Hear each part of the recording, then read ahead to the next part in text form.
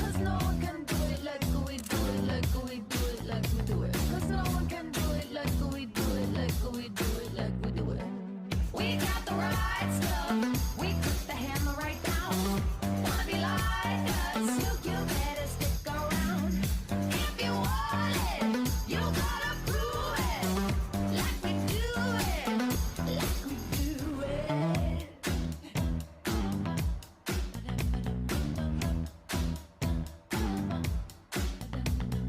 Groove with your hips and put it on stop when the clock hits 13. You've been learning and you're earning all of those hours. You can freak out. 1 in a million. Gonna shine bright and you never go dim. Sing it 1, 2, 3, 4.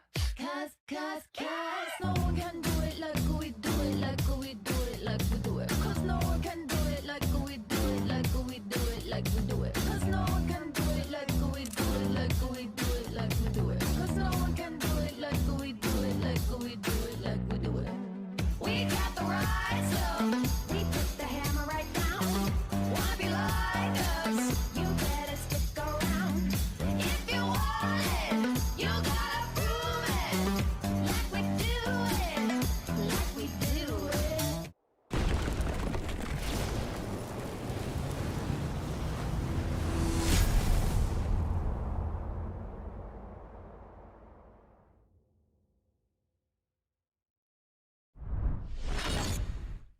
With a little over a week left to go until WWE Fastlane, John Cena had no tag team partner.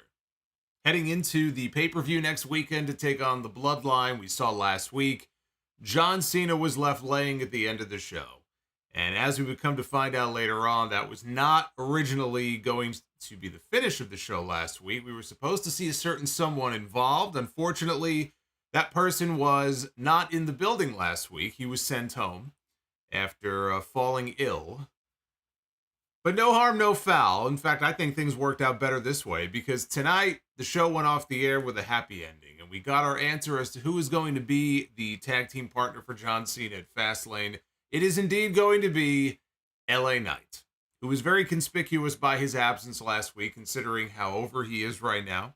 That he was not on the show, he was not mentioned, but he is back to 100%. He came out tonight. And yeah, it's funny, he calls himself the Megastar. He got a Megastar reaction coming out in Sacramento. That building in Sacramento, they exploded when they hit his music. And he came down to the ring, wiped out the Bloodline, signed the contract. And so the match is now official for Fastlane. That will be our main event. John Cena and LA Knight against Jimmy Uso and Solo Sikoa. And so we had a fine ending to the show after the story that played out all throughout the night where the Bloodline was laying waste to people backstage.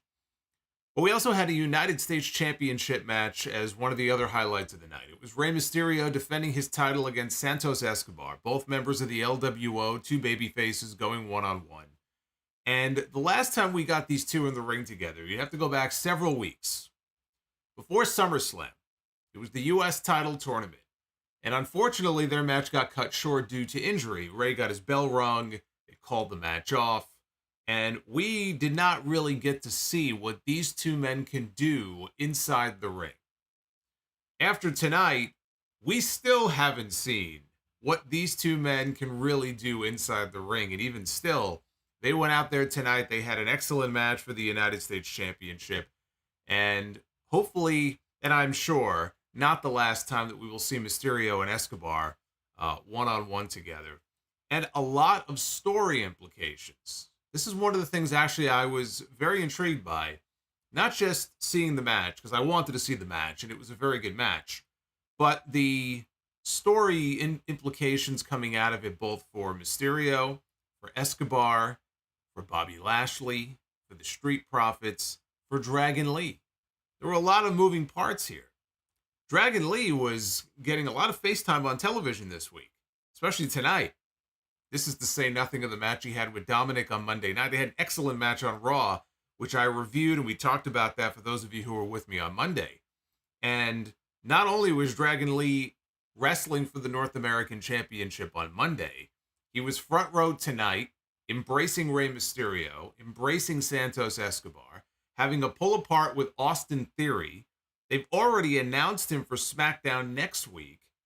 And he's going to be a special referee for the North American title match tomorrow night at the NXT No Mercy pay-per-view.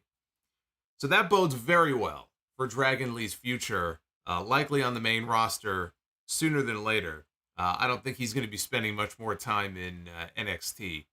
But it was a fun end to a good show. The first hour was very bland. It was a very bland, pretty boring first hour of the program. Second hour was much better. But again, we had a show-long story involving the Bloodline that led and built to what we got at the end of the show, which was the big payoff with LA Knight. Great match for the U.S. title. And yes, the Street Profits have finally gone heel. And they actually got booed. I wasn't sure because the people have been cheering for Lashley and the Street Profits now for weeks. They like them. Even Bobby, he comes out earlier in the show, he's smacking hands with the fans like any good babyface would. But by the end of the angle they shot here on this show, they were getting booed. So some good stuff on the show. And one other interesting observation that people on social media picked up on. Edge has officially been removed from the SmackDown intro video. Now, I don't necessarily look at that and go, well, this automatically means he's not coming back. It does not automatically mean that Edge is not coming back. But it does add fuel to the fire because his current contract, was set to be expiring on September 30th. Well, tomorrow is September 30th. And that also means that as of October 1st, unless he has secretly signed a new deal with WWE, or maybe he hasn't yet, but he still might. Remember, he said he had an extension sitting in his inbox. He hadn't decided yet what he was going to do. But as of this Sunday, he would officially be a free agent. Well, this Sunday happens to be the date of AEW Wrestle Dream. And not only is it Wrestle Dream, but an old friend of his has a very important match on that Wrestle Dream card on Sunday, a championship match against Darby Allin. So now that he's been removed from the intro of the show, PW Insider had a report that he's been removed from the internal miscellaneous roster that he was listed on. There's a lot of smoke to the fire. This is going to be a very interesting weekend. And you have Tony Khan making a lot of promises, talking about a new era of AEW. He did it again today on Twitter. Yeah, there are people who thought that this was just a tagline for this pay-per-view on Sunday. When they ran that commercial and he was talking about it's the end of one chapter, it's the beginning of a new era. Well, he went on Twitter. He certainly hasn't tried to fight back against some of the speculation that's out there. I mean, he did shoot down the stupid stuff about him buying New Japan. I don't know where that came from. Probably Slice or some fucking account. But he's still stoking the fires, talking about a new era. He's talking about this is a pay-per-view you're not going to want to miss. So that'll be a very interesting story to follow come Sunday. But yes, Edge is no longer in the SmackDown opening video. But this is your Friday Night SmackDown review. They should put me in there since I review this fucking show every week. This is your Friday Night SmackDown review for September 29th, 2023. I am the Solomonster. Super chats are open. Hit that like button. 400 likes is the goal tonight on this, the final stream in the month of September. Can you believe it? September's almost over. So for me anyway, the next time I'm live is Sunday night, not tomorrow night. This will be our final stream for the month. And so if we can reach that goal, I might have some Be the Booker action for you a little bit later on. So let's start from the very top, because at the beginning of this show, we had Paul Heyman making his way down to the ring with Jimmy Uso and Solo Sikoa. So we started out with the Bloodline. Just as we ended the show last week, we opened the show with them. Heyman introduced himself, chorus of boos, not quite Don Callis heat or Dominic heat, but enough boos that it was drowning him out a little bit.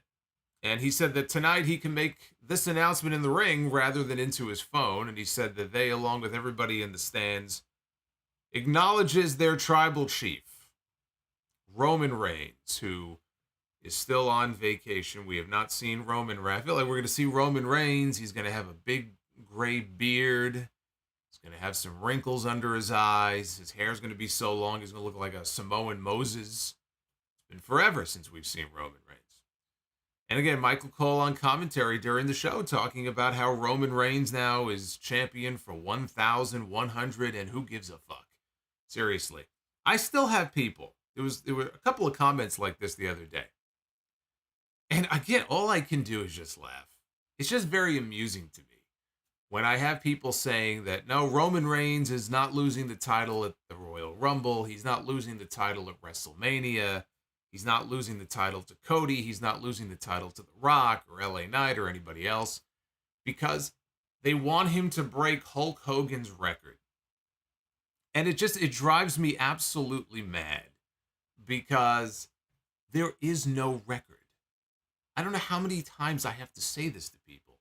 There is no Hulk Hogan record. There's the number of days that Hulk Hogan was champion for from 84 to 88, whatever the number of 1,400 days or something.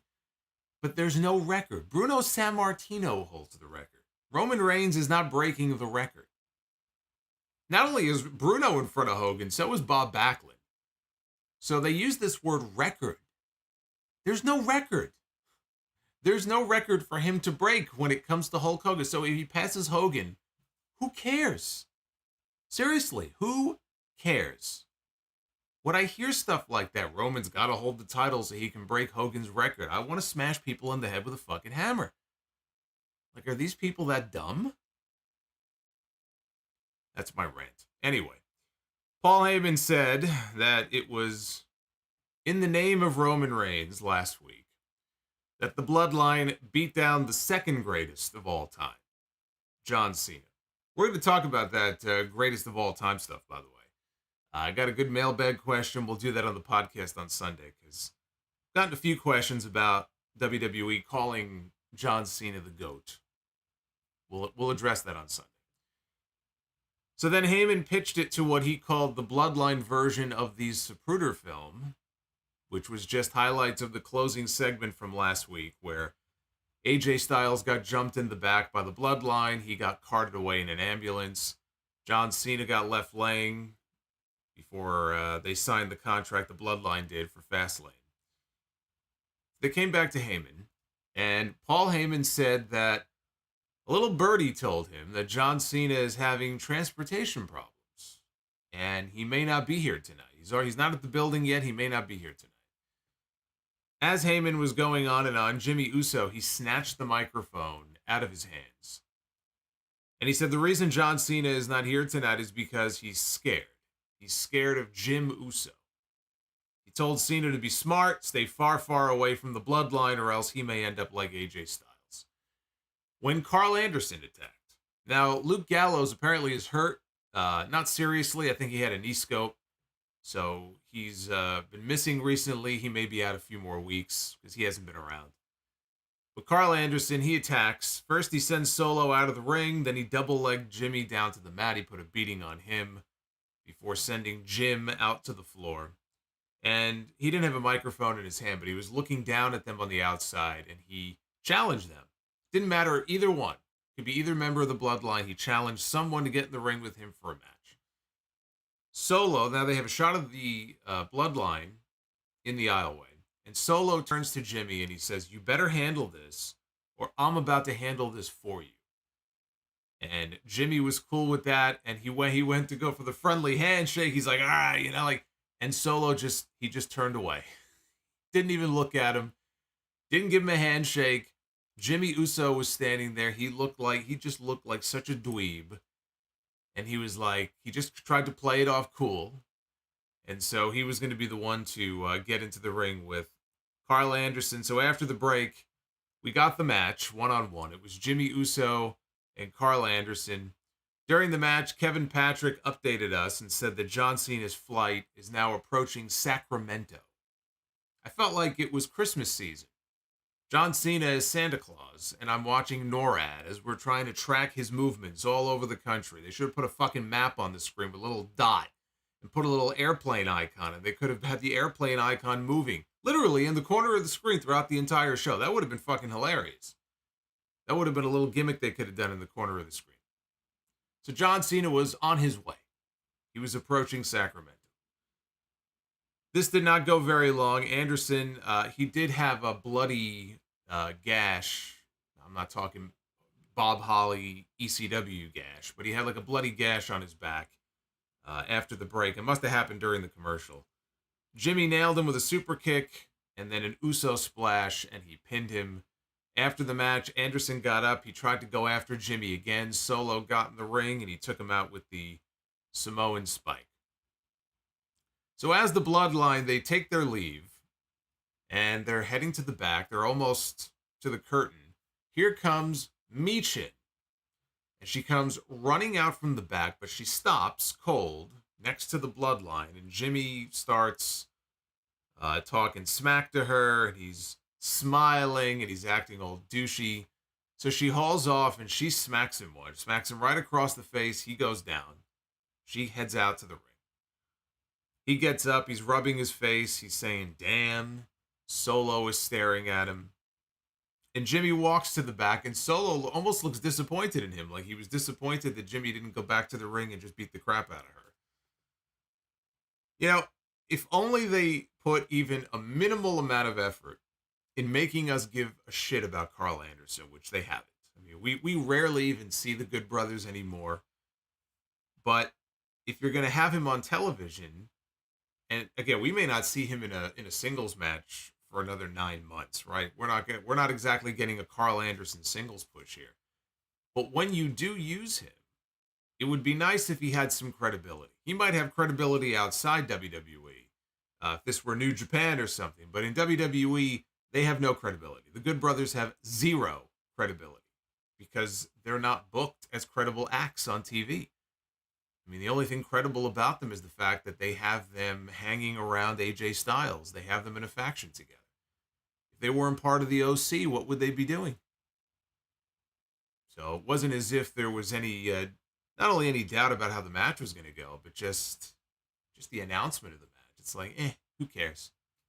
Who cares? Because we've been conditioned to accept the fact that Carl Anderson and Luke Gallows, they don't matter on this show. Now, Kathy Kelly was in the back to interview Santos Escobar ahead of his United States Championship match tonight with Rey Mysterio.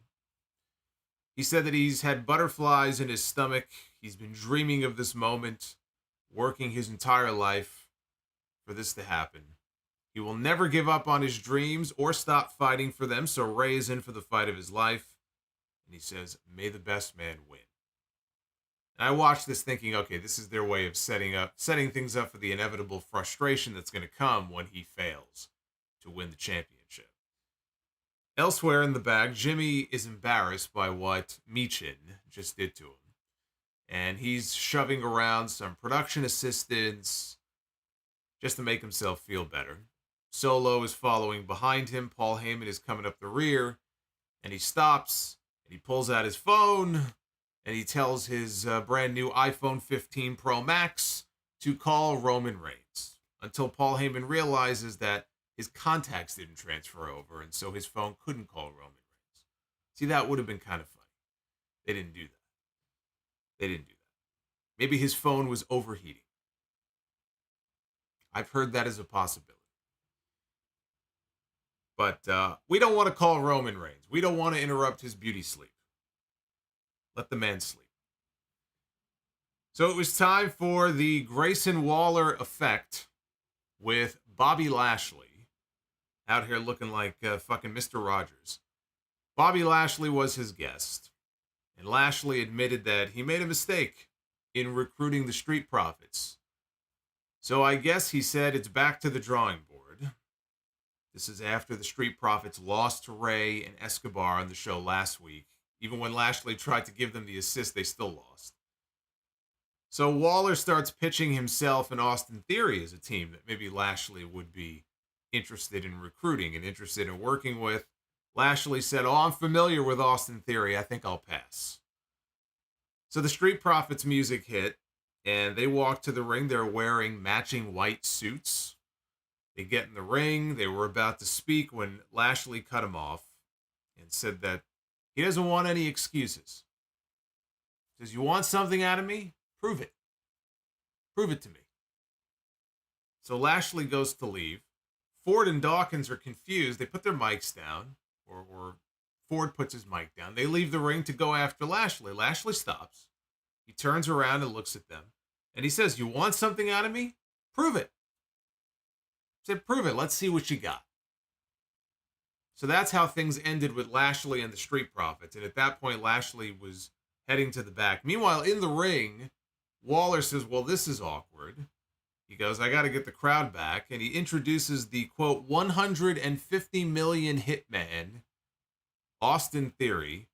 150, because the video of The Rock kicking his ass got over 150 million hits. So now they're calling him the 150 million hitman. Theory comes out, and as he's coming out, Lashley is on stage, and they have this brief, tense stare down. Obviously, there's a lot of history between these two. So Lashley goes to the back, and Theory's on his way to the ring for the next match. After a break, we're going to get Austin Theory one-on-one with Cameron Grimes. Now, after the break, we got a hype package first for Dragon Lee. And he had an excellent match. If you did not see it with Dominic Mysterio on Raw Monday night, these people had no right even knowing who this man was. Because there's no way the vast majority of the NXT audience is familiar with who Dragon Lee is. Like, I don't believe that. So all the people on Raw Monday night knew of Dragon Lee. If they did not watch NXT, was maybe, I think they aired a video earlier in the show. By the end of that match, they were hanging on to everything this guy was doing. And part of that is also the fact that Dominic is so hated that they just wanted to see him lose that title. But for his Raw debut, he knocked it out of the fucking park on Monday. So here he got a hype package on SmackDown. We come back live, and they show Dragon Lee in the crowd. And they mention on commentary the fact that he is going to be the special referee for the NXT North American title match at No Mercy tomorrow night. It's going to be Dominic defending against Trick Williams. Originally, it was going to be Dominic against Mustafa Ali. That's what Shawn Michaels thought he was booking, until the powers that be above him said, no, we don't think so. We're going to cut this guy loose. So he had to readjust. And not a bad readjustment, because Trick Williams is one of the more over stars they have on that roster. So he'll be the referee for that match tomorrow night. Austin Theory was talking shit to Dragon Lee from the ring. He was looking down at him. He was talking smack to him. He seemed very upset that he got a hype package and he didn't.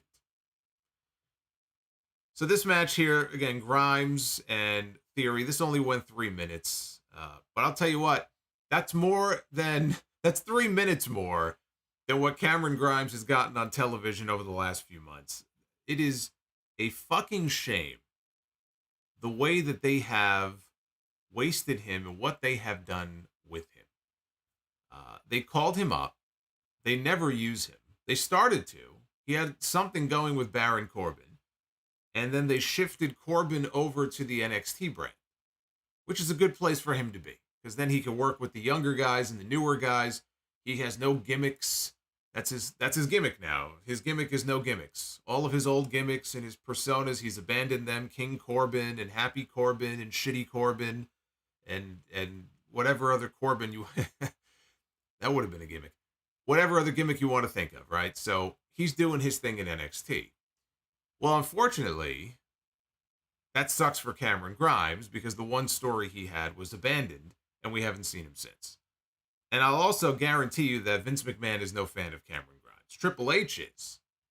Triple H would probably love to do something with Cameron Grimes. Vince McMahon is probably no fan of Cameron Grimes. Remember the stories about Vince McMahon wanting him to shave his chest and shave his beard and change his appearance? I mean, those were stories going back to when Cameron Grimes was still in NXT. So he does all of that.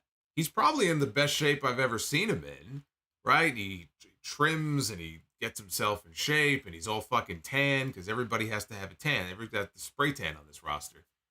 And then he just sits in the back. It's amazing the kind of tan he has, considering he's not even under the lights. He's always sitting in the back.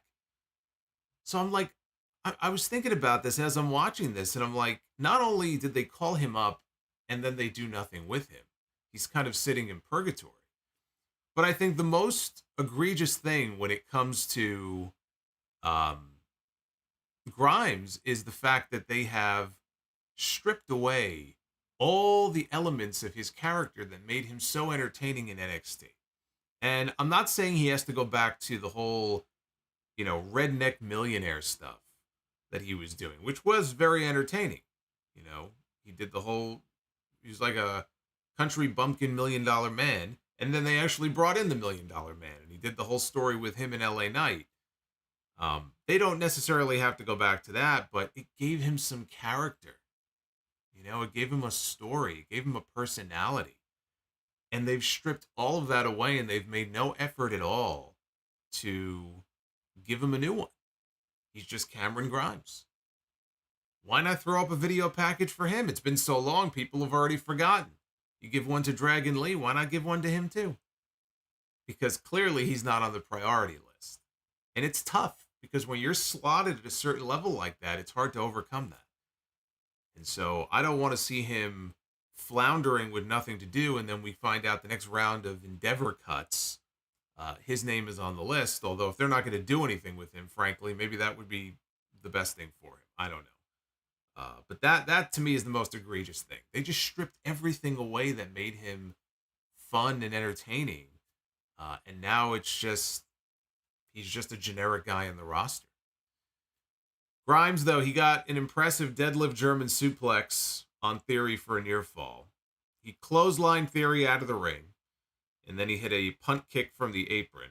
Now, Grayson Waller was still out there. He was out there in Theory's corner.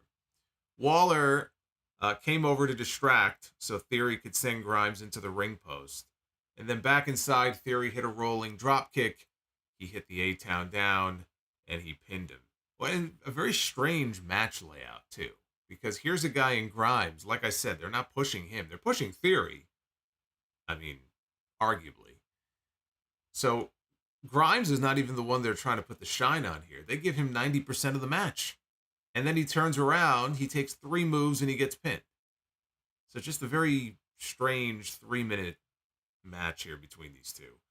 When it was over, Theory went to ringside, and he got up in Dragon Lee's face, and he gave him a shove. And Lee gave him a shove back. People were there to break them up as Theory headed to the back. That match is pretty apparent to me after tonight. That match that Dragon Lee had with Dominic on Monday, that was a test. In many ways. In many ways, that was a test to see how not only he does, but how the crowd reacts to it. And as far as every box you could conceivably check, he passed that test with flying colors. Here, with Theory, the stuff they did with him on this show, it's pretty clear that they're getting him ready for a run here on the main roster. I think his days in NXT clearly are numbered. And he hasn't even been on the NXT roster a full year yet. Right? But we know the kind of performer that Dragon Lee is. And he came in with a lot of fanfare. Yeah, they gave Jade Cargill this week the ESPN treatment. And actually, I'll get to her in a second because they mentioned her here tonight on television for the first time.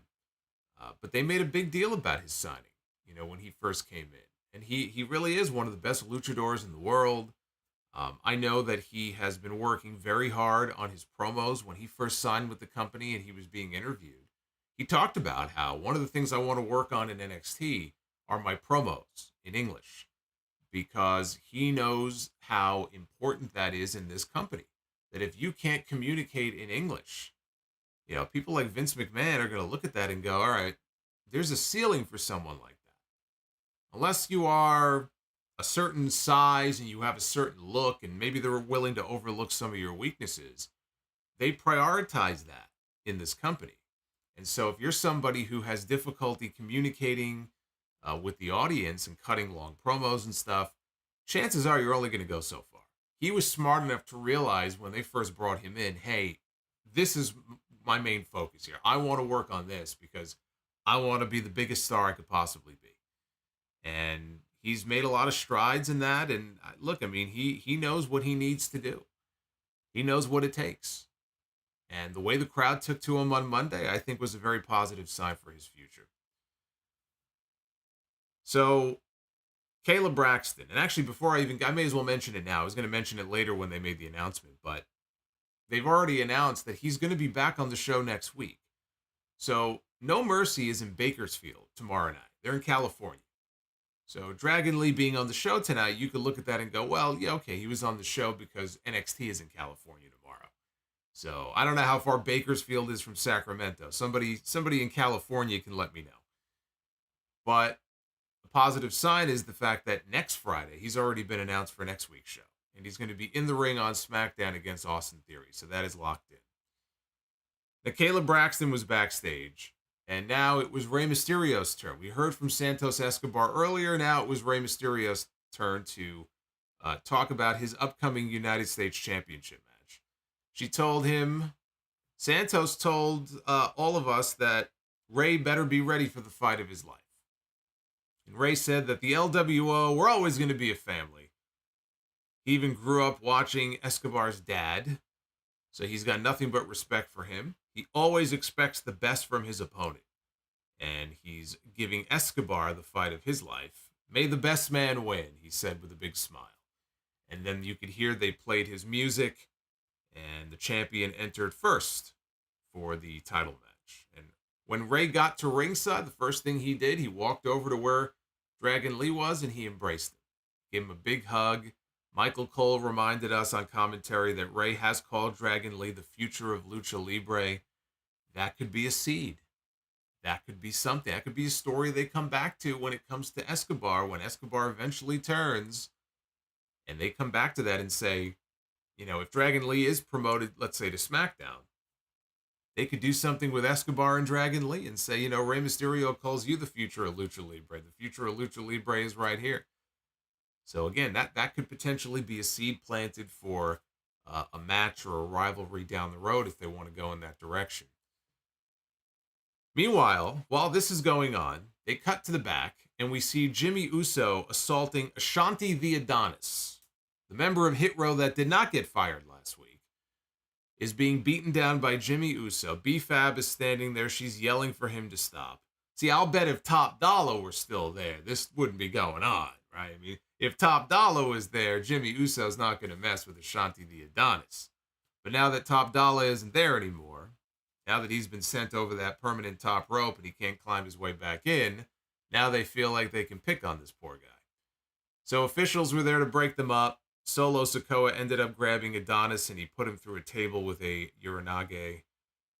Back in the arena, Zelina Vega we see is already at ringside. She entered, I guess, during the break. Escobar now makes his entrance. He also gave Dragon Lee a hug at ringside before the match. Match began, both men feeling each other out, trying to gain the advantage. Mysterio was sent outside, followed by a diving crossbody by Escobar. And that took us into the first of several commercials during this match. Escobar had Mysterio trapped in an abdominal stretch. Rey escaped, and as he was bouncing off the ropes, Escobar nailed a huge drop kick that took Mysterio down. Mysterio mounted a comeback, and after Escobar was sent to the outside, Rey hit the second rope, and he nailed Escobar with a crossbody of his own on the floor. Back inside, Rey hit the, not the smoothest crossbody, we'll put it that way. Not a smooth crossbody, but he hit that. So then they cut to the back again. Now we got a split screen. This Bloodline shit's still going on. And they show Jimmy Uso. He's still attacking people in the back. So then we cut back to the match. Mysterio attempted to hit the 619. Escobar dodged it. Rey found himself on the outside again. And Santos did the arrow point. Pulled out the arrow. He pointed it at Rey on the outside. He's been doing that at least going back to the Lucha Underground days. I didn't see too much of his work prior to Lucha Underground, so maybe he's been doing that forever, but I remember King Cuerno. We were just talking about this on the Dynamite stream Wednesday night, right? We got in the main event segment with Swerve Strickland and Hangman Page, we got a little kill shot reference from Swerve, and I said Lucha Underground will live on forever. So there's a little, that reminded me of the King Cuerno days. Poor guy was trying to get into WWE years ago, but he was locked into like this 7-year contract with Lucha Underground, which was taken off the air and wasn't even airing anymore. I think he may have been one of the people who sued, if I remember, to get out of his contract. If it were up to him, he would have been in WWE years ago. But anyway, he shot through the ropes like an arrow. He took Mysterio down hard. Escobar followed that with a moonsault off the barricade. Match got back inside the ring. Escobar fought Mysterio on the top rope, and he sent Rey crashing to the mat with a Hurricane Rana. Only got a 2 count, though, on the follow-up. Back into another commercial. We come back. Escobar is still on the attack. He locks Rey in a gory special. Escobar tried to follow up with a diving crossbody from the top rope. And Rey, he sort of pulled a Samoa Joe. He just kind of moved out of the way. He didn't do it as nonchalantly as Samoa Joe does. Nobody can beat the Samoa Joe nope. Samoa Joe does the best nope of anybody in wrestling. But that's basically what Rey did to him. Rey then missed a middle rope crossbody of his own. He crashed and burned. Escobar nailed a tilt-a-whirl backbreaker and then a modified torture rack. Again, only got a 2 count. Escobar went for a power bomb. Rey, though, countered and managed a near fall. He attempted a top rope Hurricane Rana, but Escobar blocked it. He tried for the Phantom Driver, but Mysterio blocked it, finally nailed a top rope Hurricane Rana. It will never not impress me to watch Rey Mysterio doing the stuff that he is still able to do. I can't get out of my head those years, like the early 2010s especially, where it just felt like he missed more time than he was active due to all the knee injuries. And I just remember thinking, and I talked about this on the Sound Off, we're talking 2011, 2012, 2010, like around that time period. You know, Rey's days are numbered. You know, he's got to wind it down. And then through the magic of stem cells on those wonderful trips down to Colombia, Rey Mysterio has found the fountain of youth. It's amazing. It's amazing that here we are in 2023. It was over a decade ago. I said, this guy is washed. He's done. He can't move without hurting his knees. And here he is flying around the ring. It's the power of those stem cells, man. I'm telling you. If they could bottle that shit up so everybody can drink it, my God, I'd be doing fucking Hurricane Ranas from the top rope. You kidding me? So Mysterio finally hit the 619. And he went to the top rope. He was going to go for the frog splash, but he missed. Escobar he tried for a very lackadaisical pin on Mysterio. He kind of like leaned on top of him. And so, of course, predictably, Rey crucifixed him over. Almost got the pin. Almost paid the price for it, but Escobar kicked out. Now Escobar is frustrated. And he picks Mysterio up. Again, he tries to nail the Phantom Driver. But Mysterio rolls him up with a modified small package. And he scores the pin to retain the championship in about 20 minutes. So the fact that this went through about two, I think it was about 3. Was it 3 or 2? 2 or 3 commercial breaks. I mean, they gave these guys time. And it started slow. But then it built to, the finish that we had there where he thought he had it. Escobar maybe got a little cocky. Rey made him pay for it. It was, I would not call it a decisive win, but he surprised him. And that's all it takes. And so Mysterio retains. So now Escobar is disappointed. And Zelina Vega is outside the ring. She looks concerned. Mysterio is celebrating his win, a hard-fought win. But before the two could pay their respects and share a handshake, the Street Profits hit the ring. Here we go. And they pounce on these two. Bobby Lashley's music hits. He heads down to the ring, big smile on his face. So now he's standing ringside in the aisleway. And here come the other members of the LWO. And I saw Joaquin Wilde. And basically all Bobby Lashley did, he sort of just turned around with his elbow and he fucking demolished this guy with an elbow. It was so effortless, the way that he just demolished Joaquin Wilde. And Cruz del Toro ended up in the ring, but he ended up getting dumped out. Security had to hold back Dragon Lee in the front row from jumping the barricade to try to rescue these guys, as he just watched Escobar and Mysterio just getting their asses kicked. And when it was over, Lashley and the Street Profits, they embraced. Lashley held up their arms. He looked like a proud father. Bobby Lashley, he's out here. I said this on Twitter. He's out here looking like a grandfather, all proud that his 2 grandsons finally grew a spine and decided to lay a beatdown on the bullies at school. I mean, he's out there in his jacket, his big glasses and everything. I mean, he's fucking jacked up grandfather, but finally. Now, there was a lot going on here. So let's just break this down here because there were a lot of different things that happened here. First of all, the match. I could tell you that it was much better than their first match a couple months ago, but that's not really saying much because that match got cut short due to injury. So that match was over before it even really had a chance to get going. I don't even consider that. I mean, how do you even rate a match like that? This match here, I said it at the top. I know that these two have it in them to go out there for another 20 or even 25 minutes, maybe on a pay-per-view, without the commercials interrupting it. To go out there balls to the wall and give us an even better match than the one that we got tonight.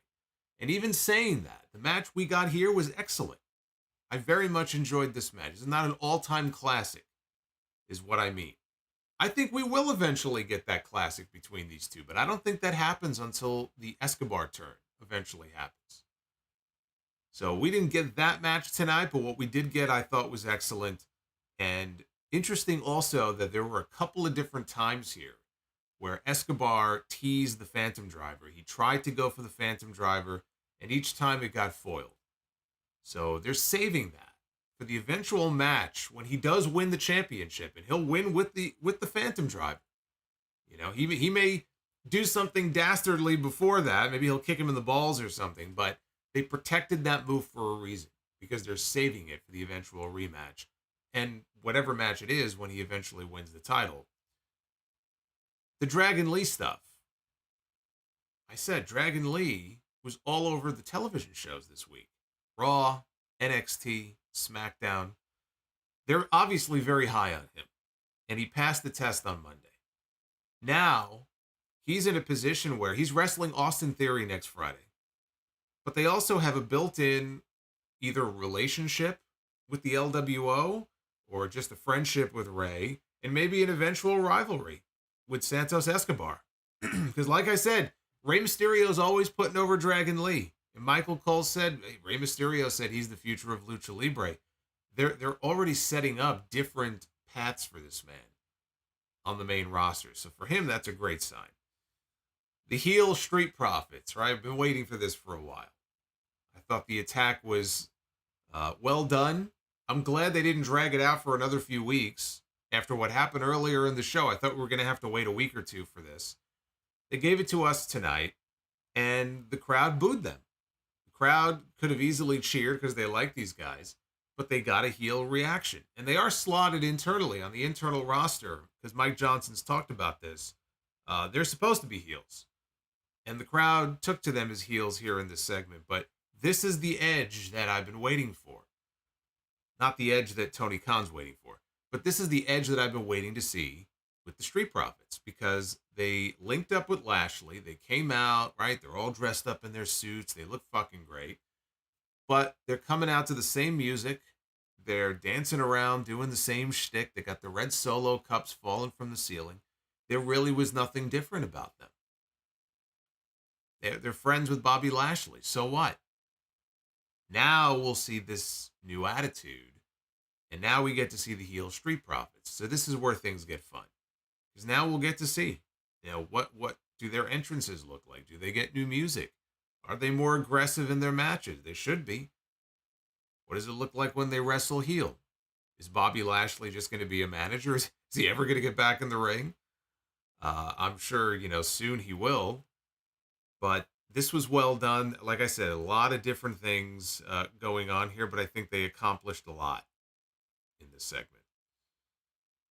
So backstage, Kayla Braxton was with the LWO, and they were licking their wounds after what we just saw happen out in the ring. Escobar spoke a little bit in Spanish, and Mysterio then made a challenge to Lashley and the Street Profits for Fastlane.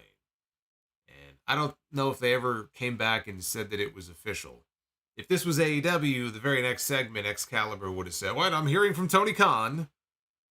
Get the graphic up. It's now official." But it will be official. It'll be Rey and Escobar against the Street Profits at Fastlane. Look, they had to start padding this pay-per-view because I said this on Monday, coming into Raw. They had one match announced for Fastlane. One, less than 2 weeks out from the pay-per-view. And it was John Cena, and we didn't even know who his partner was going to be, but it was Cena in a handicap match against the Bloodline. Now, at least, the card is finally coming together, which it has to because we're 8 days away, right? It's getting kind of close. So all of a sudden, we're starting to hear about these matches. Now, the announce team talked about the big signing of Jade Cargill, which we've been hearing about all week. They let ESPN break the story days ago. The Jade Cargill, which, by the way, it's always funny with these because you got Mike Johnson, you got Sean Ross Sapp, or whoever it may be, breaking these stories before they're actually even ever broken. But of course, they love giving it to ESPN and Rolling Stone and Vanity Fair and TMZ. So, put it in air quotes. ESPN broke the news. The Jade Cargill is officially now with WWE. And they talked her up. They made her sound like a superstar in the making. And I think Corey Graves is the one who even said she's going to be a game changer for the women's division. So this just adds, that much more steam to the reports. I think Meltzer was the one who said they're already working on main roster creative for her. Jade has said she already knows what brand she's going to, but she's not saying anything. She's not going to tell us. I talked about my idea as far as you want to make a big splash with her. You want her to make a big first impression. Becky Lynch is walking around with this NXT Women's Championship. If she beats Tiffany Stratton again and No Mercy tomorrow and she holds on to that title, that could be one way to do that. You have her show up on Raw and you have her challenge Becky and beat Becky. Let Becky put her over. I mean, I'm not going to put it on the same level of like when Vader debuted in Japan and I guess it was Inoki, if I remember. That was a hell of a debut for him. Believe me, I'm not comparing Jade and Vader or Becky and Inoki. Oh my God, I'm going to get people angry now. But again, sometimes if you want to make a great first impression, a big win like that could go a long way. I like the idea of her spending some time in NXT. And I'm not alone in that thought. Mickey James is on Busted Open Radio saying the same thing this week. It's funny because I'll have some people who say to me, "Oh, you're insane. She's already had all this exposure on AEW television. You're putting her in NXT." Right? Because I said it. It's a stupid idea. Well, you have people like Mickey and other people who are saying, "I think she should go to NXT, spend some time there." I'll bet you the vast majority of those people, "Oh, that's a great idea." Oh yeah, that sounds like a great idea. So you could tell just by the way they were talking about her here that they got big plans for Jade Cargill. And she really does, by the way. She looks like, she looks like someone that they are going to want to put all of their muscle behind.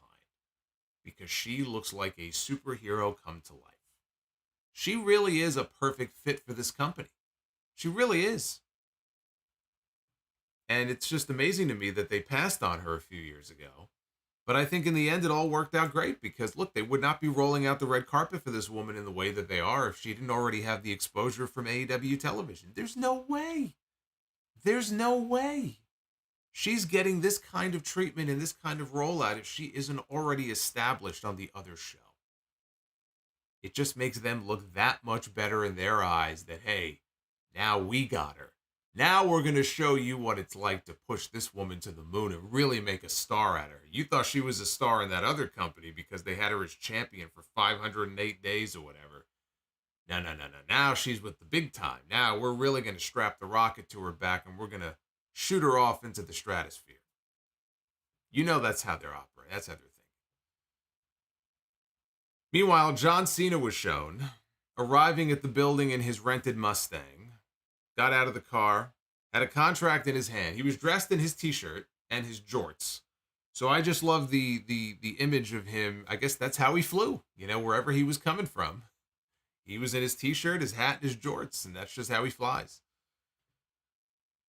So we got a video, and they already posted this video earlier in the day on their social media.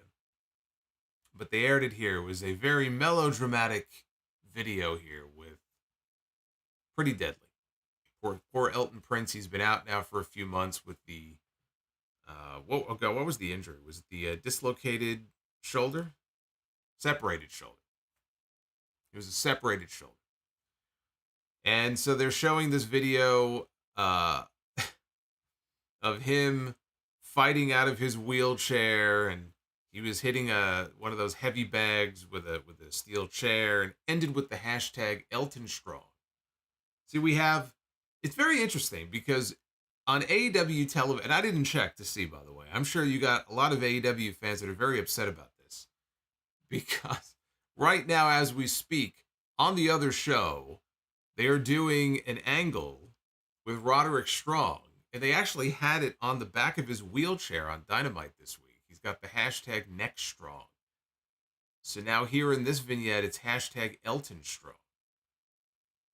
I'm sure the tribalists are going to go to war over this. Doesn't take much to have them at each other's throats. Butch and Ridge Holland are watching this on a screen in the back, and they're perplexed by what they just saw. And then they promise to break his leg or fingers and do some damage to him the next time they see them. Sheamus was not there. For those who don't know, Sheamus is hurt. Apparently he has a very serious shoulder injury, which does not sound good. That does not sound very encouraging. So he's probably not going to be on TV for a while. Charlotte Flair and Bayley. These are two women who have some history together. And they were back in the ring together tonight, one-on-one. Oh boy. So before the match begins, I see Charlotte Flair reaching for a microphone, and I said, oh no. What is she going to say? Charlotte takes the mic, and she says, Bayley, what's happened to you? You're one of the 4 horsewomen in WWE. You used to matter. Now you're just a stepping stone for Io Sky. And then she threatened all of us that after she beats Bayley here on this show tonight, she is going to challenge Io Sky to a women's championship match at Fastlane. Who asked for this? Who asked for this? Nobody asked for this. I didn't ask for this. You didn't ask for this. Who asked for this? Charlotte Flair at Fastlane, the next pay-per-view, challenging for the championship. Unbelievable. I'm not surprised by this, but I love how she just had to put that threat out there. I'm gonna win this match, and when I do, I'm gonna challenge for the title at Fastlane. I'll tell you what. You can go ahead and just pencil Charlotte in for Saudi Arabia, for Survivor Series, for the Royal Rumble, and for every other pay-per-view that I don't even have the full schedule in front of me, but whatever, every other pay-per-view that they have coming up, you may as well go ahead. In fact, if I could find it here, I think this is a very appropriate time. I know I got it here somewhere. Where is it? Where is it? There it is. There it is. The Charlotte in the Bank. I thought I lost it there for a second. Charlotte has cashed in, ladies and gentlemen. She has cashed in her Charlotte in the Bank. I had to dust it off there. We haven't seen the Charlotte in the Bank in a while, but there it is. Did not waste any time. Cashed in her Charlotte. I'm going to leave it up there for a while. You know, she doesn't leave home without it. She always takes it with her no matter where she goes. It's always with her. Sometimes in her carry-on, sometimes she'll check it, but usually she likes to keep it on her, just in case. So Charlotte was on the top rope, and she landed a crossbody on Bayley to gain control here during the match. She followed up with a fallaway slam. As she was looking, though, to weaken the legs of Bayley to set up for the figure eight, Bayley made a comeback. It was a very short-lived comeback. on Bayley's part because Charlotte managed to hit a spear out of nowhere and she got the pin. Just like that. So Charlotte wins. I've seen these two work together many times. Over the years, these two have been in the ring together many, many times before. This was not their best effort. After the match, Bayley grabbed the microphone. She said it was her goal tonight to destroy Charlotte Flair, and that's what they're going to do. And all three members of Damage Control, they looked like they were about to fulfill that promise. When Asuka's music hits, and Asuka comes down to the ring, and she's in a fur coat. I'm not sure why. I'm going to choke to death here. I am feeling better than I was on Wednesday, but I'm still not. I'm still not over my my little issue here that we talked about. I'm getting better every day, but I'm still not quite right. So you'll have to bear with me. So Asuka comes to the ring and she's in a fur coat. She cut a promo in Japanese, and Bayley decided she was going to translate it by herself. And she says, "Oh, you want a triple threat match for the Women's Championship at Fastlane with Charlotte and with Io Sky. You got it." Well, Io Sky is upset by this because Io tries to explain to Bayley. She goes, "Wait, that's not what she said." But so it is written, so it shall be told. There it is. We're getting a triple threat match at Fastlane. It is going to be Charlotte Flair, Asuka, and Io Sky for the WWE Women's Championship. Now, why? Now, I have a question for you. If Bayley was just kind of bullshitting her way through it and saying what she said, because Charlotte's little speech before the match obviously got under her skin, and now she's going to try to cost Io the championship. Why wouldn't Bayley say, "Wait a minute, you want a fatal four-way at Fastlane for the women's title with Charlotte and Io and me? Sure, absolutely." Why wouldn't she throw herself in there? Right? Asuka wrestled Io and lost, but apparently she's getting another title match. Charlotte, I don't know Charlotte can just blink and she'll get a title match. Bayley lost, but who cares, right? If you lose, you get a title match anyway. Why didn't she say fatal four-way? Put herself in there. She could take the title herself. That was kind of silly. But it doesn't matter. None of this matters because Charlotte has cashed in her Charlotte in the Bank. And she will once again be challenging for the Women's Championship. I mean, stop me if you've heard this one before, right? Then, now, and forever. I don't know what else to say about it. I don't know, man. I don't know. I really don't. I know Bianca took some time off. Good for her. Some well-deserved time off, right? She was running hard for so long, and she's got a lot going on. Her and Montez Ford, I think, at the end of the year have a reality series coming to Hulu, and she's off promoting that. But it felt like there was something there with her and Charlotte, and that just sort of stopped. And now, unless they involve her in the championship picture, it's like they feel there's nothing else for Charlotte to do.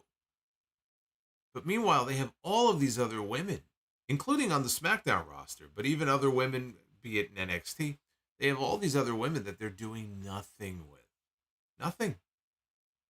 Michin and Xia Li. And like I said, there's even plenty of people in NXT. There's plenty of people on the Raw roster even who are not really being used right now. But I guess, we got to have Charlotte in the title picture. So there you go. What more can be? Sorry, that's it. Take your briefcase and go home. Goodbye. There you go. Get off my screen. We heard the trumpets. That could only mean one thing. John Cena was on his way to the ring. He had a contract in his hand. This was the closing segment of the show. Cena said that last week he came back to compete. He said he came back to compete and he wanted a match. And he brought up the Bloodline, leaving him laying. But they also left him with a signed contract for a match at Fastlane. The problem is he has no tag team partner, right? Because they took out AJ Styles. And now he has a choice to make. He can rip up this contract and act like none of this ever happened. or he can stand and fight. Sacramento, what choice do you think the man with the words "never give up" over his heart is going to make? And of course, they all cheered. He got all fired up. He said he would fight, or he would fight, but he would find himself a tag team partner before Fastlane, and if he can't, he would fight the Bloodline all by himself in a 2-on-1 handicap match. Jimmy and Solo, they walked out with Paul Heyman. They asked Cena if they saw the message that they've been sending to him all night long, if he was thinking about going to the back and finding himself another tag team partner. He said that Jimmy said he wouldn't make it to Fastlane. Cena knocked Jimmy off the apron. He confronted Solo. Cena picked Solo up for an attitude adjustment, but he ended up eating a super kick from Jimmy, and so down goes Cena. So they took turns splashing him with hip attacks in the corner. They dumped him to the floor. Jimmy placed Cena on the announce table, and Solo started to climb to the top rope when LA Knight's music hits. And Sacramento exploded for this man. He ran to the ring, he took out Jimmy, then took down Solo with a very clean neck breaker that Kevin Patrick referred to as the BFT. Not quite. But keep trying, Kevin. I'm sure one of these days you'll get it right. Cena recovered. Both he and LA Knight dumped the Bloodline to the floor. LA Knight picked up the contract. He signed the contract. He handed it to Cena.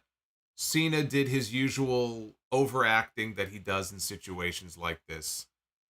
Started jumping up and down and putting his hands up in the air like he just won a fucking PS5. And the two of them celebrated to close out the show. And what's clear to me in watching this is Jimmy Uso is the one that is going to be taking this pin at Fastlane. Jimmy is going to be the one to take the pin. That's what's going to get Roman Reigns to actually come back to work and end his vacation. And the timing is perfect because we've already heard that Roman Reigns is scheduled to return on the Friday after Fastlane. So what would wake him from his slumber and get him to come back to work if Jimmy, on behalf of the Bloodline, went into Fastlane and lost? That's how I see that playing out. And also, if the rumors are to be believed about Roman's next challenger, then it would make sense for LA Knight to be the one to pin Jimmy in that match. Now let's talk about LA Knight. How about that reaction in Sacramento for LA? And I know they weren't in LA, but they were close enough. Huge reaction for him. He missed the show last week because he was sick. They couldn't shoot the angle the way that they wanted to. Thankfully, he only missed a week. And honestly, in watching how it all played out on the show tonight, it probably worked out better than just sending him out there at the end of the segment last week. Because now, this week, here on tonight's show, they had this show-long storyline of the Bloodline beating all these people up, taking out all these potential partners for Cena, and then, boom, they lower the boom at the very end of the show. Out comes LA Knight. He gets the big pop. So, in the end, it worked out well.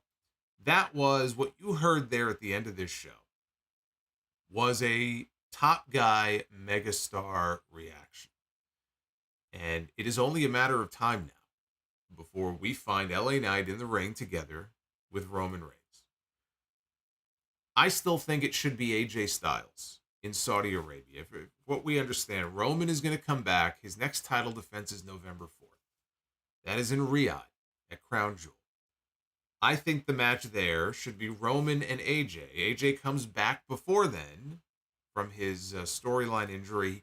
He wants revenge on the Bloodline. We get Roman and AJ, right? Because Roman can beat AJ. We know AJ's not winning. We could very well get Roman AJ and then get Roman and LA Knight at Survivor Series. I think it's inevitable at this point. Now that he's involved himself.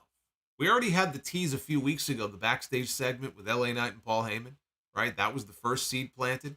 Now he's injected himself into Bloodline business.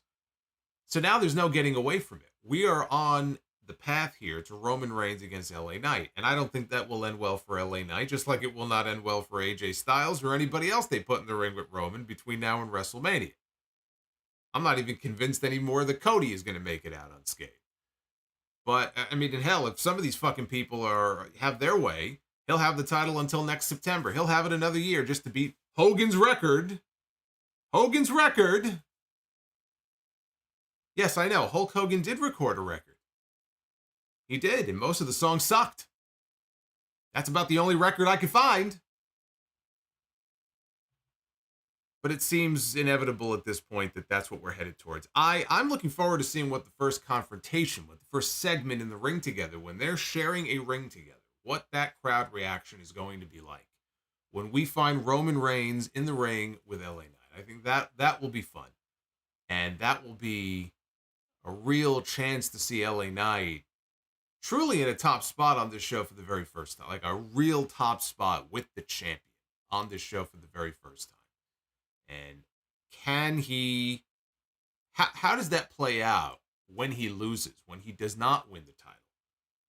Does it hurt his popularity? You know, do the reactions lessen? Do they get a little more subdued? I mean, that's the risk you run if you jump right into doing that match, which is why I wouldn't jump right into doing that match. But I am very curious to see what reaction he gets standing face to face with Roman Reigns. So I thought it was a fun end to a good show. The first hour, again, pretty bland. Second hour picked up. We got a great match with Mysterio and Escobar. A lot of storyline fallout from that one segment. The heel Street Profits as well. And Dragon Lee getting a lot of shine here on the show tonight, which is very encouraging, I think, for his future on the main roster. Here's the Twitter poll. How would you grade SmackDown from Sacramento? According to you guys, you give this show 78% thumbs up. That's a pretty good grade. 22% thumbs down. It's probably a better grade than most of you got on your report cards in school. Right? Not me. Oh, not me. I got straight A's. Of course. Absolutely. Right? You can't tell me I'm lying because you can't prove that I'm lying. That's the beauty of it. I love it. You just got to take my word for it. You got to trust me that I'm telling the truth.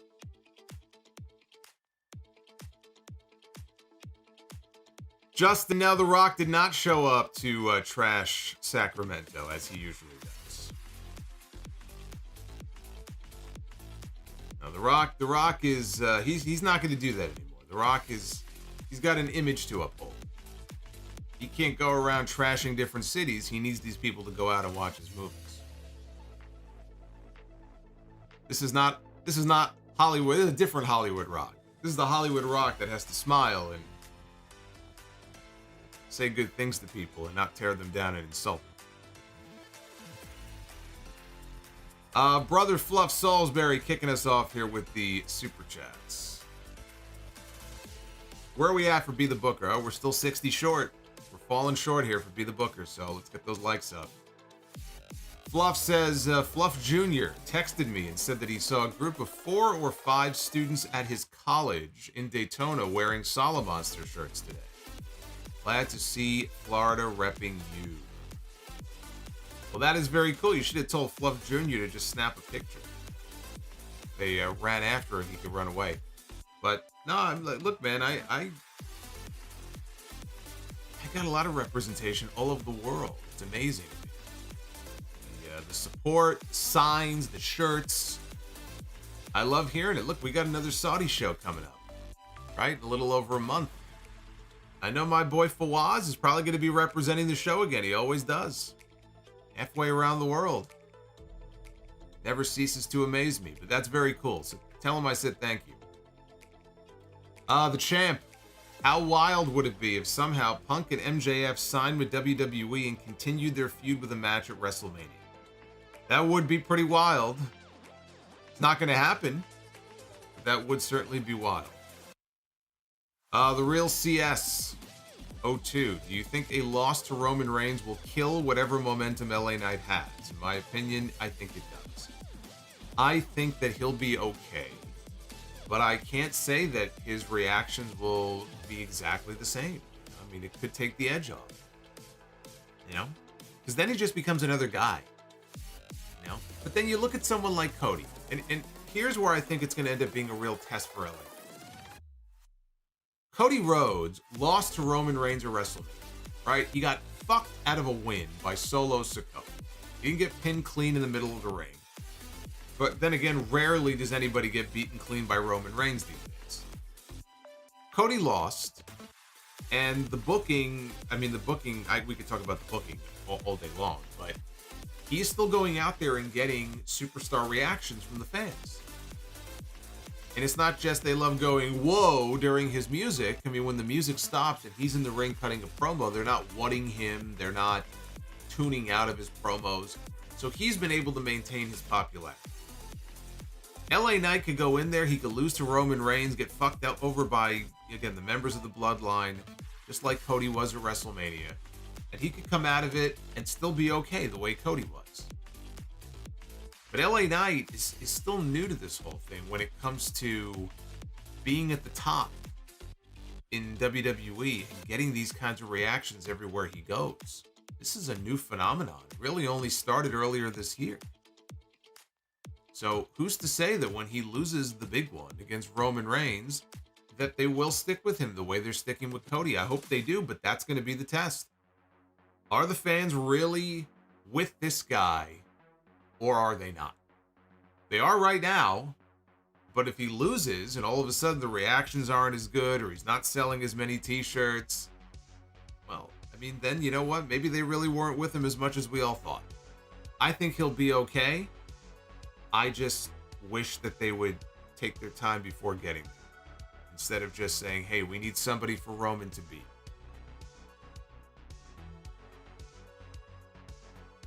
Rob G. Fright Night 85 is beyond my favorite horror movie. It's one of my favorites as well. Fright Night, the original Fright Night from 85 is a fantastic film. Some great practical effects in that movie. Groovy Goose, Jericho and Edge reunite equals win a pledge. That's like NXT, old school NXT level bad naming. I mean, you're going back to like the Eli Cottonwood days with that. Pretty bad. Hey, Casey. Thank you for being a Sound Off superstar. We had a few people who became channel members or re-upped as channel members. Roberto was another one earlier. Thank you, Roberto. Yuri, John Cena. I grew up on crushes the Bloodline in 2 to 3 months tops. That's old school Super Cena. That's the Super John Cena that crushed the Nexus back in 2010. Oh, we're getting close. 20 more likes. We're getting close. Austin Saxton says, oh boy, Brie Bella confirmed on Instagram that she is planning on coming back to wrestle. She's already been back. Have you been watching these Be the Bookers I've been doing? She's been getting a workout. She's been wrestling more on my Be the Booker than she has in the last fucking 10 years combined. Groovy Goose has been a channel member for 22 months and says 2 months away from 2 years. Thank you for the streams. Well, thank you. I should be thanking you for being a member. Always good to hear from Groovy Goose, even if he does have that awful win a pledge name. Yuri says WWE getting payback for 90s HBK on Shaw now. LOL. You know what? Maybe there may be something to that. Let's see if we can get the rest of his hair to fall out. You might be right. Paul Carpenter. Hopefully Dragon Lee can do better promos than Kalisto with a good lucha thing. He's never going to live that down, is he? Never going to live that down. The real CS02. Do you think top names like AJ Styles, Rey Mysterio, etc. are safe from the talent cuts? Yes, I do. Those guys are safe. People like Cameron Grimes, they are not. Or Ashanti the Adonis, especially the way that they put him through that table tonight. Moto Gear Solid. Prediction, Jade shows up to Raw to squash Nia.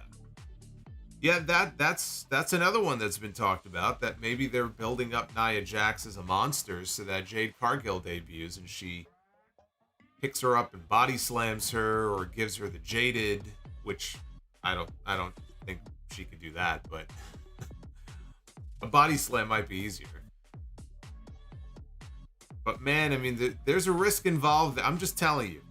The idea, though, I get that idea. You build Nia up as a monster. She's squashing all these people. And then one day, Jade shows up and picks her up, muscles her up, and slams her down, right? And everybody cheers. But man, I don't know if I would trust Nia in the spot like that. I really don't. Because you got to go up for it. You know, everything's got to go right. You're dealing with somebody in Nia Jax who does not have a great history, and somebody in Jade who still is very green and very inexperienced. It's one thing to do a slam spot. It's another thing to say we're going to have a Jade Cargill Nia Jax match. I don't even know what that looks like, but it sounds terrible. It sounds fucking terrible. If that's the idea, to get a Jade Nia match. Holy shit. I mean, really. It would be one thing if Jade was in there with someone who you kind of look at as like a ring general almost, like a Becky Lynch or a Charlotte Flair, because they've been doing this for so long. Like, the idea of Nia Jax being the ring general in there with Jade is a terrifying thought. I don't know if that's such a good idea. I really don't. KCC says, no comment on SmackDown because I missed the show, but I just want to say keep up on keeping on. Love the show. Casey, that's very kind of you. Thank you. Hollywood guy, who does Roman face in the Saudi show? Knight or AJ Styles? It should be AJ Styles. I say it should be AJ Styles. Yuri says, just keep Jade out of the women's tag team division, please. Yeah, that would be a waste. And MLK says, in your opinion, who is a great example of the most unselfish pro wrestler? I don't think there's any one unselfish pro wrestler when I think of... Because, I mean, that could be so many different people. I just put over Dolph Ziggler as like the greatest or one of the greatest utility men in WWE history. He seemed pretty unselfish to me. He made a career of going in there and doing what he was told and making his opponents look like $1 million, right? I mean, he was the consummate pro.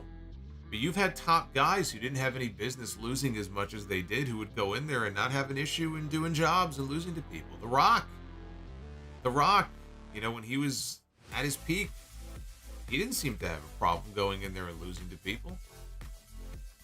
Right? I mean, there have been guys that have come along who probably were big enough deal that they could have said, no, I don't think that's the right thing to do. But they were very unselfish, you know, in the way that they did business.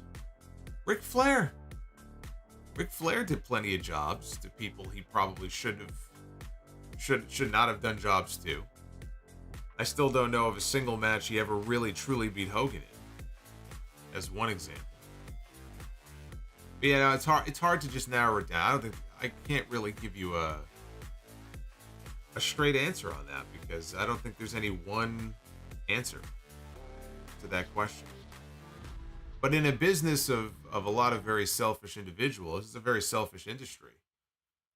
Everyone's very protective of their spot. Everyone's looking to climb the ranks and step over people to get there.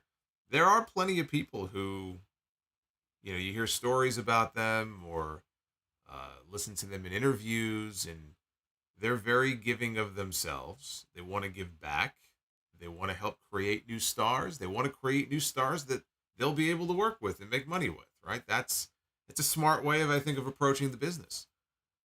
Not everybody sees it the same way. Some people are like, no, I'm not going to lose. Or, oh, this person's too small. Like, it's not believable if I lose to them. Or, you know, people just get paranoid that they might lose their push, and I don't know. That's just kind of the way it is. Thunder Force says, has one coming in. Of all the WWE releases last week, who do you think is the most likely to return at some point in the future?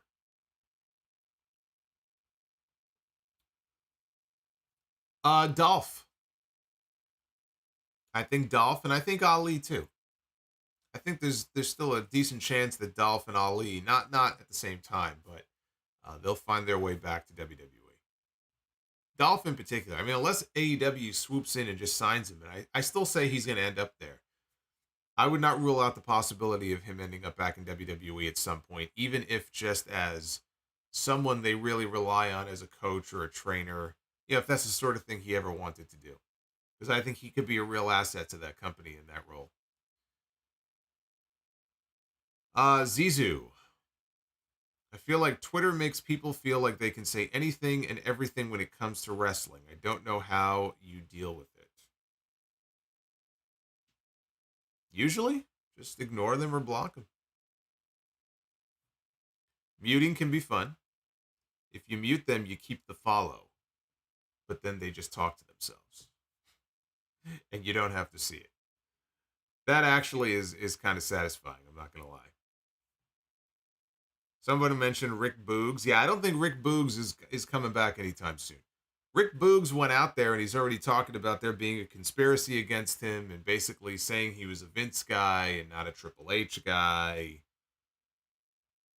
So I don't think we'll be seeing Rick Boogs back anytime soon on the WWE roster.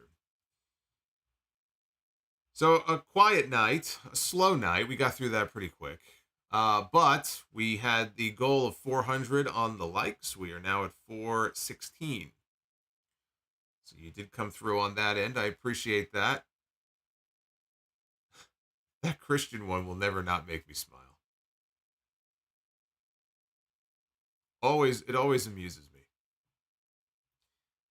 All right, so let's be the booker. Ladies and gentlemen, it is now time to be the booker. Rick Boogs stealing Sami Zayn's old gimmick. We never did get that film that conspiracy theory Sami was working on. I really thought we were getting a legitimate film, and Sami did too. We never got to see that finished film. Maybe one day we'll get to see it. Maybe one day it'll be a hidden gem on the WWE network. The Real CS says Nick Aldis has been killing it as a producer. I believe he's still on a trial run. He still wants to wrestle. So I don't think he's long for that role. Andre Israel. I'm going to get to your super chat in a second, so hang tight, brother. We got some Be the Booker to do first. Made a few updates. Added a few fun things into Be the Booker. We'll see if we land on any of them tonight. Mr. Ozone says that Sammy's film is in the McMahon lockbox. Yeah. I think you're right. All right, here we go. Be the Booker. We begin with Stone Cold Steve Austin. There's no better way to kick off Be the Booker than with Austin 316. There it is. I mean, that picture right there, that's the Attitude Era in a nutshell. Stone Cold doing his pose, scratch logo behind him, BMF on the vest. If the Attitude Era was a photo, there it is, right there. Stone Cold is going to go toe-to-toe with who? Who is Austin getting into the ring with? Maybe we'll get our Austin CM Punk match. What do you think about that? It's going to be Stone Cold and Malachi Black. It could be a main event on any show that I book. I would happily book that as a main event. Plus, we get Malachi back in singles matches, so it's a win-win all around. How do you like that? Stone Cold and Malachi Black. There's a match for you. There you go. I love it. That's how you start Be the Booker. There it is. There's that. There's Christian again. How's your dad? On to the ladies' side. We begin with Sky Blue. Apparently her photos went viral. Some photos of Sky Blue went viral this week. Got a lot of Sky Blue fans in this chat. We got more Sky Blue fans out there than I thought. I thought it was just people in the chat. Apparently she's got quite a few fans. Sky Blue, one-on-one. Is it Sky Blue and the, oh gosh, what's his name? From Aussie Open? Are they an item? I can't keep track of these couples in wrestling. Sky Blue against Liv Morgan. Liv Morgan's got quite a few fans. We would have the Liv stands against the Sky Blue stands. Winter is coming. A war is brewing. I just booked the match because I think I'd sell some fucking tickets with it. So we're 2 for 2 so far. Can we pull a hat trick out here on the stream? Can we do it? Kyle Fletcher, thank you. Yes, Kyle Fletcher. They are an item indeed, says Mr. O. Mr. O is up on his couples in wrestling. He assures me that Sky Blue and Kyle Fletcher are in fact an item. There you go. Tag team Be the Booker. We got Sting and we got Darby Allin. Just think. If Edge does end up in AEW and works with Christian, we could potentially get Sting and Darby against Edge and Christian. Think about that. Sting and Darby against Kerry and Kevin Von Erich. Wow, Sting in the ring with the Von Erichs. Wonder if Sting ever did work the Von Erichs when he was in his younger days, or where they would have worked, because he didn't work world class, I don't think. So maybe not. But there you have it, Sting and Darby Allin against the Von Erichs. We have officially gone 3 for 3. We had ourselves a perfect night. That's what I like to see. Bells all around. Not a single buzzer to be heard. Not even Nia's hole can ruin this edition of Be the Booker. Now, Andre, I said I would get back to your super chat. Andre said, best Steiner promo in your opinion. I think I got a 33 1/3 chance of guessing which one it is. Well, you already gave it away. You already spoiled my answer. It's the only answer. There's no other answer. I don't remember a single Rick Steiner promo. Actually, I shouldn't say that. I think he had a promo. Did he have a promo battle once with Chucky on WCW television? Otherwise, I have no memory of a single Rick Steiner promo in my entire life. And as far as Scott Steiner goes, that's all you need. Samoan fan says, Tupac's killer has finally been found and arrested. Well, I don't think he was the killer. I think they had a sense of who the killer was, and he died in a shootout many years ago. But yes, they made a big arrest. This is a big story today. They made an arrest in the murder of Tupac Shakur in 1996. Shawn Michaels was the champion for the first time, with Jose Lothario as his manager. That's how far back. The NWO was formed that same year. That's how far back this murder goes. But this person, apparently in his book a few years ago, bragged about the fact that he was in the car where the shooter or shooters were who fired at Tupac. He was in the car. I don't think the belief is that he was the actual killer. I forgot the name of the killer. I think the killer, the supposed killer may have been his nephew or something, but again, I think he got shot up a bunch of years ago and he's fucking dead now. So, yeah, long-term booking, yeah. Yeah, there you go. The killer was his nephew. The belief is that the killer was his nephew. So, I see a lot of people like saying that today. Oh, the killer's been found, and it's like, not really. I guess it makes for a good story, but not really. Now, I think when I leave you guys, I'm gonna go listen to some California Love. I think that's what I might do.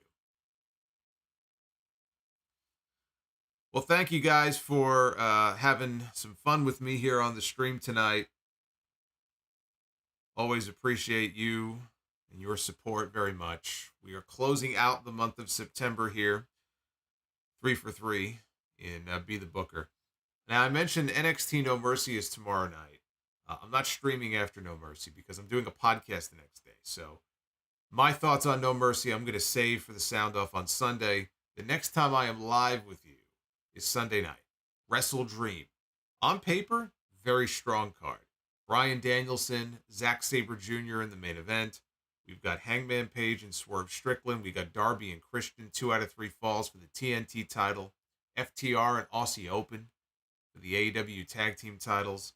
Kenny Omega, Kota Ibushi, Chris Jericho against Will Ospreay, Konosuke Takeshita, and Sammy Guevara. We've got Chris Statlander and Julia Hart for the TBS Championship. And there's a few other matches here as well that are rounding out the card. There's a 4-way with the Bucks and the Guns and the Lucha Bros, Orange Cassidy and Hook to crown #1 contenders for the tag team titles. And again, a few others that I think that I'm forgetting. But it's a strong card on paper. But again, a lot of people talking about 2 things. Is this going to be the night that Edge debuts in AEW? And I was one of those people who said, I don't think Edge is going to AEW. I thought that he would stay right where he was. And now I'm not so sure, because when you hear things, as I'm hearing, and I'm sure many of you are reading as well, it seems like there is definitely smoke to the fire. You know, you see the smoke billowing up, and there's enough of it going around that I'm not so sure anymore that Edge wouldn't take the money and wouldn't want to go work with his friend and work with some of the other young guys in AEW. So we'll see, because he's a free agent most likely as of Sunday. If Tony Khan wanted to make a play for him and he made him a good enough offer, we could very well see an Edge debut on Sunday at Wrestle Dream. But what is this new era that Tony Khan is talking about? My thought, my idea that I talked about on Sunday was it could have something to do with the streaming deal with Max. Because I do think ultimately they'll end up on there. And they'll be airing their pay-per-views on there, and they might have their library on there. I think that may have a lot to do with why we've had so much Ring of Honor influence on the shows over the last several months, when Tony Khan had said earlier in the year he was getting away from that. Why? You know, we have MJF and Adam Cole holding the Ring of Honor World Tag Team titles. And we had Claudio and now Eddie Kingston, who's on AEW television as the world champion there. Samoa Joe is the ROH TV champion. He's gotten quite a bit of television time on AEW TV. You know, all these people, by the way, all these Ring of Honor champions are getting television time on TNT and TBS, except Athena, which is a fucking crime. But I do wonder if that plays into the possibility of them going to Max if they want Ring of Honor to come over with them. I don't know. Right now, it's all speculation, but he keeps hammering home this line about the start of a new era for AEW. And he's really pushing hard, like, you want to make sure you see this pay-per-view. So he's got something up his sleeve. We'll find out on Sunday what it is. Ledge. Yeah, maybe it's Ledge. Edge for Jade Cargill, not a bad trade. Well, Jade is quite a bit younger than Edge. So WWE probably has many more years with her than Tony Khan would with Edge. But yes, Edge is a bigger star than she is. So anyway, that is where I will see you live next here on the channel. That'll be on Sunday, so that's going to be a very busy day. So until then, be well, stay safe, enjoy the rest of your weekend, and No Mercy tomorrow night. And come back here on Sunday. You got 2 sound-offs in one day. And I'll see you back here on the YouTube channel very late on Sunday. So take a nap before the show starts. I want you here with me. We'll go over everything after Wrestle Dream. Until then, take care, guys.